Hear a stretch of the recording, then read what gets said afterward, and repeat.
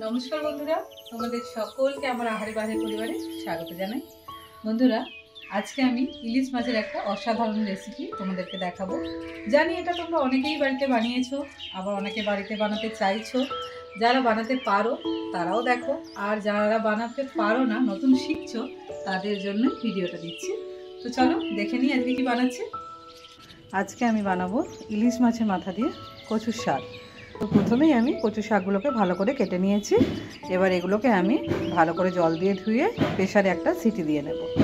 City দিয়ে তোমাদেরকে দেখাচ্ছি। কচু শাকটা সিদ্ধ করে আমি এই একটা ফুটো ফুটো থালার মধ্যে ঢেলে দিয়েছি, যাতে জলটা পুরোপুরিভাবে বেরিয়ে যায়। আর এদিকে আমি বন্ধুরা গ্যাস অন করে কড়া বসিয়ে দিয়েছি। এবার আমি কড়ার মধ্যে দিয়ে দেব তেল। কড়াটা গরম হয়ে গেছে, এবার আমি কড়ার মধ্যে দিয়ে দিচ্ছি তেল। তেলটা ওদিকে ভালো করে গরম হচ্ছে, আর এখানে আমি এই মাছের মাথাটার মধ্যে নুন আর হলুদ দিয়ে মাখিয়ে নিচ্ছি। এখানে আমি দিয়ে দিচ্ছি হলুদ গুঁড়ো, দিয়ে দিলাম নুন আর হলুদ দিয়ে আমি খুব ভালো করে এটাকে একটু মাখিয়ে নেব। আগের দিন আমি বন্ধুরা ইলিশ মাছ দিয়ে কিন্তু কচু শাক বানিয়েছিলাম, সেটা তোমরা দেখেছো, কিন্তু আমি তো একেবারেই ভুলে গেছিলাম যে সেই রেসিপিটা তো তোমাদের সঙ্গে শেয়ারই করতে পারলাম না। ছেলে বলল, মা তুমি তো রেসিপিটা বন্ধুদেরকে দেখালেই না। তখন ভাবলাম হ্যাঁ, একদমই তো ঠিক বলেছিস, ভাগ্যিস অর্ধেক মাছের মাথাটা রেখে দিয়েছিলাম, এই জন্য বন্ধুরা আজকে দেখাতে পাচ্ছি। এই দেখো, খুব ভালো করে আমি মাছের মাথাটাতে নুন আর হলুদ মাখিয়ে নিয়েছি। আর দেখো মাছের মাথার সাইজটা দেখেছো কতটাই বড়। তো অর্ধেকটা দিয়েই কিন্তু আজকে রেসিপিটা হয়ে যাবে। তো এবার আমি এটাকে দিয়ে দিচ্ছি তেলের মধ্যে।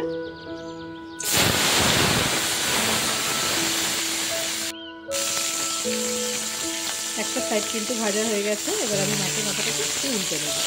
গন্ধটা কিন্তু বন্ধুরা তোমরা তো জানো ইলিশ মাছের কি গন্ধ, অসাধারণ লাগছে। উল্টে পাল্টে মাছের মাথাটাকে আমি ভেজে নিয়েছি। এবার আমি মাছের মাথাটা তুলে দিচ্ছি। এই বাটির মধ্যে মাছের মাথাটা আমি তুলে নিচ্ছি। এই তেলের মধ্যেই আমি দিয়ে দিচ্ছি এবারে কালো জিরে, দিয়ে দিচ্ছি 2 টুকরো তেজপাতা, আর দিয়ে দিলাম একটা শুকনো লঙ্কা, দিয়ে দিচ্ছি 1 চামচ মতো রসুন বাটা, 1 চামচ মতো আদা বাটা। এগুলোকে দিয়ে আমি খুব ভালো করে একটু কষিয়ে নেব।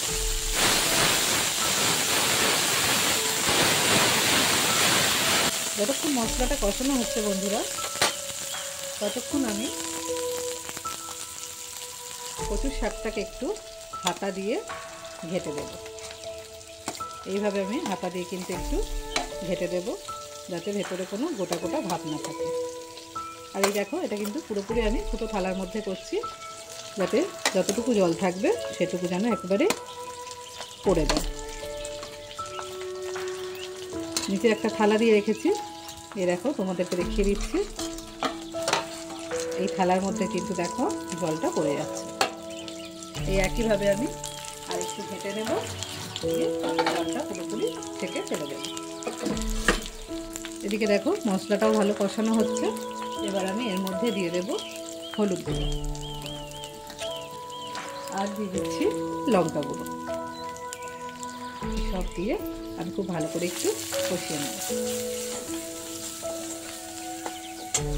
মশলাটা খুব ভালোভাবে কিন্তু কষানো হয়ে গেছে। এবার আমি এর মধ্যে দিয়ে দেব ইলিশ মাছের মাথাটা। ভাজা মাথাটা কিন্তু আমি এর মধ্যে এবার দিয়ে দিলাম। এই মশলার সাথে মাথাটা আমি খুব ভালো করে কষিয়ে নেব।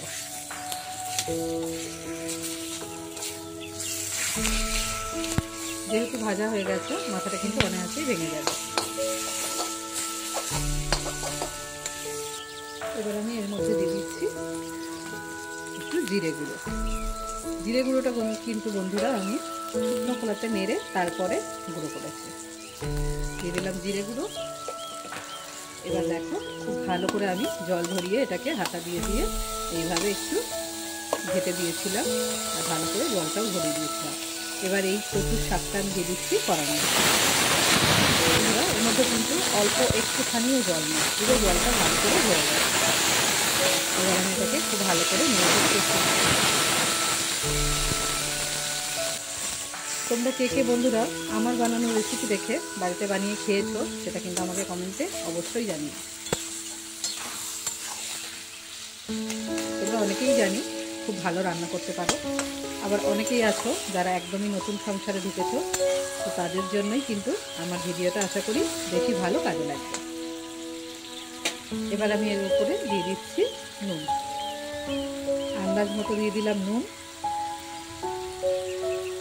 নুনটা কিন্তু বন্ধুরা আপনাদেরকে একটু আন্দাজ করেই দিতে হবে, কারণ নুন বেশি হলে কিন্তু পুরো স্বাদটাই নষ্ট হয়ে যাবে। এবার আমি দিয়ে দিচ্ছি ওপর থেকে চিনি। নুন আর চিনিটা দিয়ে কিন্তু খুব ভালোভাবে একটু ব্যালেন্স রাখতে হবে, তাই নুন চিনিটা কিন্তু আপনারা আপনাদের আন্দাজ মতোই দেবেন। খুব ভালো করে এবার আমি এগুলোকে নেড়ে চেড়ে কষিয়ে নেব।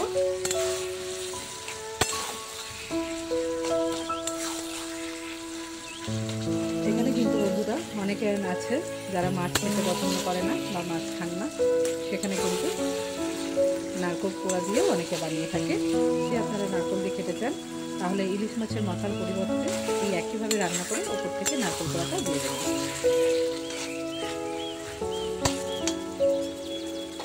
খুব ভালো করে আমি একটু নাড়াচাড়া করেছি। এবার আমি এর মধ্যে দিয়ে দেবো অল্প একটু তেঁতুলের জল। তো বন্ধুরা, একটু তেঁতুলের জল না দিলে অনেক সময় কি হয়, কচুর শাকটা একটু গলা ধরে, তাই আমি একটু তেঁতুল এখানে ভিজিয়ে রেখেছিলাম। এই তেঁতুলের জলটা অল্প একটু আমি দিয়ে দেব।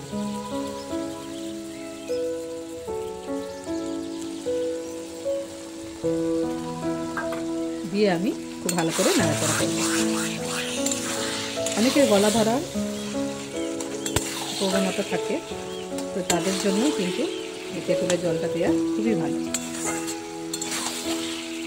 লেবু দিয়ে দেখেছি, কিন্তু লেবুর থেকেও তেঁতুল দিলে কিন্তু খুবই ভালো স্বাদটা আসে, আর একদমই ভয় থাকে না। অনেক সময় নতুন বউ রান্না করে ভাববে কচু শাক রান্না করছি, যদি কারুর গলা ধরে তখন তো আমার বদনাম হবে।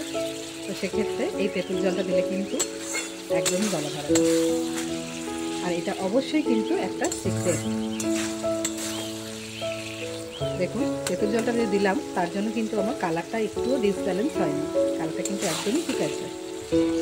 তবে হ্যাঁ বন্ধুরা, নামাবার আগে কিন্তু অবশ্যই একবার নুন আর মিষ্টিটা দেখে নেবেন। আর যদি ভাবেন এই তেঁতুল জল দিলাম বলে এটা টক টক হবে, সেটা কিন্তু মোটেও হবে না, কারণ নুন আর ঝাল মিষ্টি এই সব কিছুর সঙ্গে কিন্তু এটা একদমই অ্যাডজাস্ট হয়ে যায়। এটাতে আমি একটুও রস রস ভাব রাখবো না, পুরোপুরি একদমই শুকনো শুকনো করবো। আমার এখানে মনে হলো ঝালটা একটু কম আছে, তাই আমি একটু ঝাল দেবো। তবে আপনারা যে পরিমাণে ঝাল খান, ঝালটা কিন্তু সেই পরিমাণেই দেবেন। আমি এখানে একটু আর লঙ্কা গুঁড়ো দিলাম। আপনারা যদি লঙ্কা গুঁড়ো না খান, কাঁচা লঙ্কা চিড়েও দিয়ে দিতে। আরও একটু ওপর থেকে দিয়ে দিলাম চিনি। মিষ্টিটাও আমার একটু কম মনে হয়েছে। এবার খুব ভালো করে আমি একটু নাড়াচাড়া করে নেব। আর দেখুন, নাড়াচাড়া করতে করতে আপনাদের সঙ্গে গল্প করতে করতে এটা কিন্তু প্রায় হয়ে এসছে। আর জলটা কিন্তু দেখুন একদমই শুকিয়ে গেছে, জিনিসটা একদমই মাখা মাখা হয়ে গেছে। এইভাবে একবার বাড়িতে বানিয়ে খেয়ে দেখবেন বন্ধুরা, সত্যি বলছি এই স্বাদ ভুলতে পারবেন না।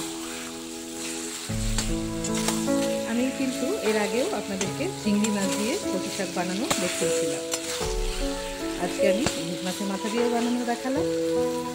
শেষে বন্ধুরা আমি এবার দিয়ে দেবো ওপর থেকে 1 চামচ মতো ঘি। ঘিটা দিলে কিন্তু এর স্বাদ আর গন্ধটা আরও সুন্দর চলে আসে। এবার আমি সব শেষে দিয়ে দিলাম গরম মশলা। বন্ধুরা, আজকে আমি ইলিশ মাছের মাথা দিয়ে কচু শাক বানিয়েছি। তো দেখো,